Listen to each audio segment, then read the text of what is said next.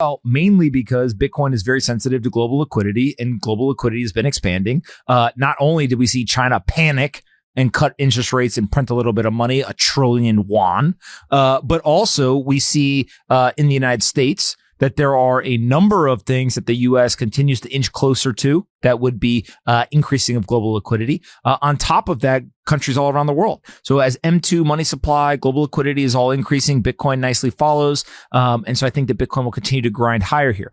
Second thing that Bitcoin's got is Bitcoin is watching all these public companies keep buying it. They are assaulting. Bitcoiners are assaulting Wall Street. How many public companies do we need buying Bitcoin for there to be buying pressure on Bitcoin? Obviously, we're getting closer and closer. Like a new version of the binoculars came out. They put them goggles on, and when they look through it, they see with clarity. But the people looking through the old perspective, they are wishing for a world that no longer exists. The new generation of people who understand Bitcoin, they are looking through a lens that accurately understands how the world operates today. And so that is the intelligence test of financial markets in this day and age. Do you believe in Bitcoin or do you not? If you do not, that's all I need to know, because it tells me that you have not updated your worldview yet. But if you go and you talk to the Bitcoiners, people are like, oh, the Bitcoiners are insane. They have all these crazy views, like they don't want to eat high carb, high sugar type foods. You're like, what does that have to do with Bitcoin?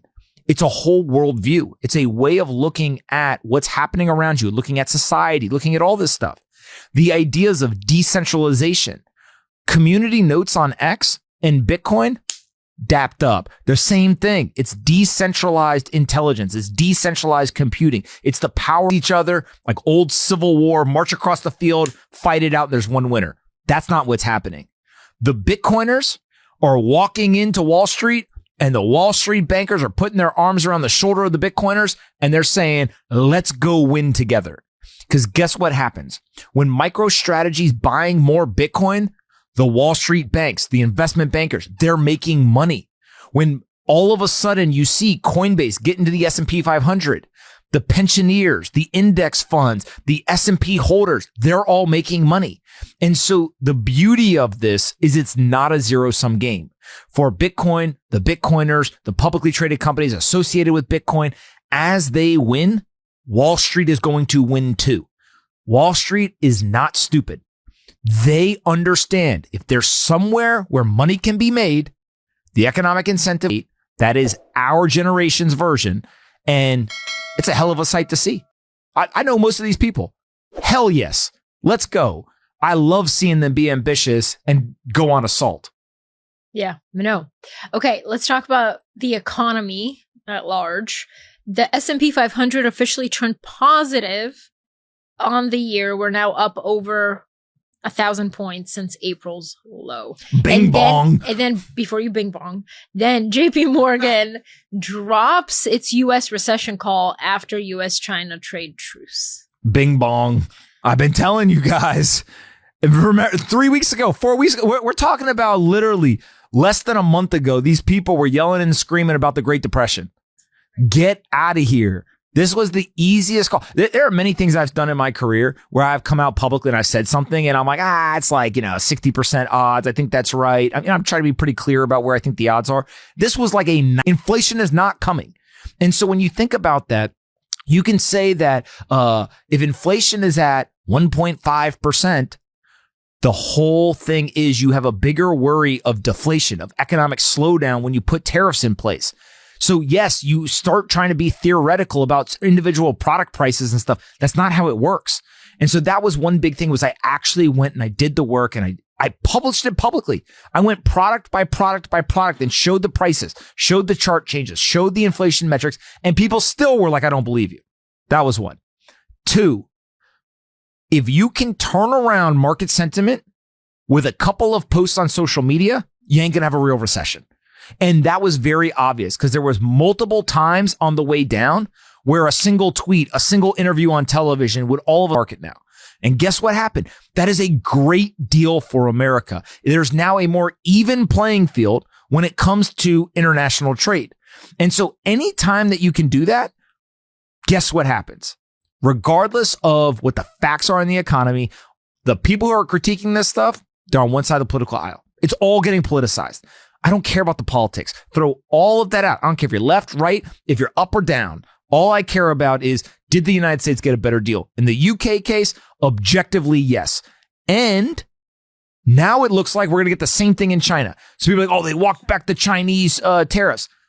No, we have a 30% tariff on China right now. 30%. China's tariff on us is 10%. We also are going to get access to the Chinese market. Historically, they were flooding our country with tons of products. You think we will? 100%. Book it. Done. We absolutely are going to do it. Because guess what? Same thing's happening here. And it goes back to this idea of our society in general is separating into people who have one of two approaches to the world. They come to their life from a position of strength. They understand the power of strength. They understand the importance of personal agency. They understand that you can have an impact on the environment around you. They are all about action, not about always constantly complaining and being a victim. On the other side, there's a bunch of people in society who have been, unfortunately for them, taught that the way to maneuver through life is to be a victim, is to complain about everything, to not act, to take the approach of weakness when you're approaching situations. That's society at this point. Everyone wants to say political party. At the end of the day, I don't care. The political parties are swapping back and forth, right? What was Republicans, now Democrat, was Democrats, now Republican. Who cares about all that stuff? Either you're somebody who believes in coming to your life from strength and personal agency, and you believe you can act on the world. It was like a meme when the tariffs started. People were like, oh, I went back and I read The Art of the Deal and he's anchoring. Yeah. Right? And then a bunch of other people are like, no, he's not. He's stupid. He doesn't know what he's doing, whatever. Listen, there's a lot of things that you can complain. You can pick up any single person in the world and you can find amazing things they do and you can find stupid things that they do. Right? Again, throw all the politics out.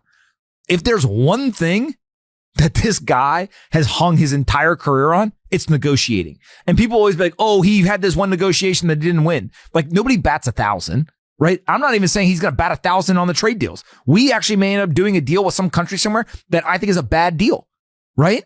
But that UK deal, I never thought we'd get that. So you're saying that it's still not free trade, but it's freer trade.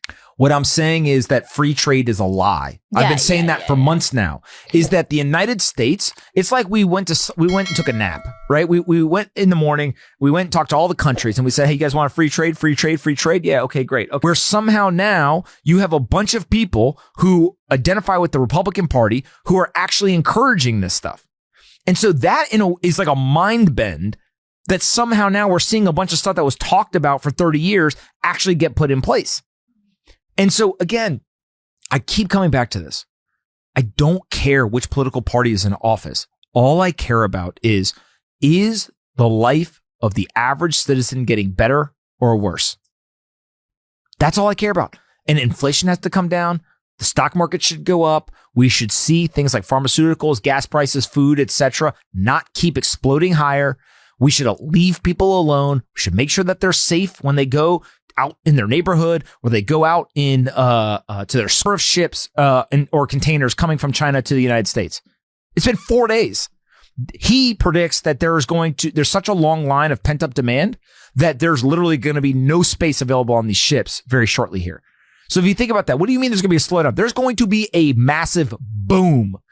And so that is really where we have to start positioning ourselves, is you have to update your mental model of what's going on. We went through the fear component. It was very easy to see we're going back. Now, here comes the momentum. You better be ready, because here comes the boom. Stock all-time highs by the end of the year. Bitcoin all-time high by the end of the year. Oh, God. I said it when we were down 20%. People thought I was crazy. When it happens, y'all will remember. I've been bullish this whole time. If you guys clip that for the internet, just cut me out. I've been bullish. Agree on something.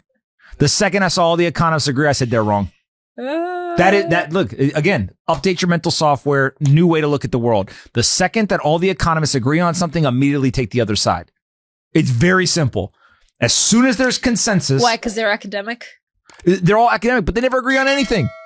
They always disagree. So the second they all build it, what it means is it's actually a sign that they're not thinking that we have now outlawed dissent. They all fell in line. As soon as we outlawed dissent, you know dissent is correct. Remember when you couldn't say that the lab leak theory was true? Now, guess who's saying it? The government's saying it. But literally, Well, it was the- outlawed. and- They outlawed dissent. In the If you previous said anything government. other than the bat is the virus, you were literally kicked off the internet. As soon as you saw dissent is outlawed, I said, oh, I'll never forget. Zero Hedge got kicked off Twitter. I turned to Point. I said, that's true. Easy. As soon as you outlaw dissent, it is true. And so, here, easy.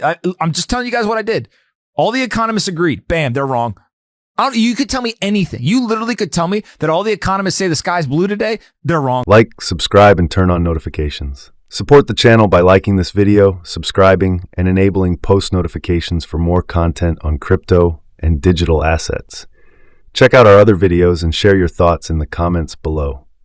Your engagement helps with the YouTube algorithm and keeps the content coming. Thanks for your support.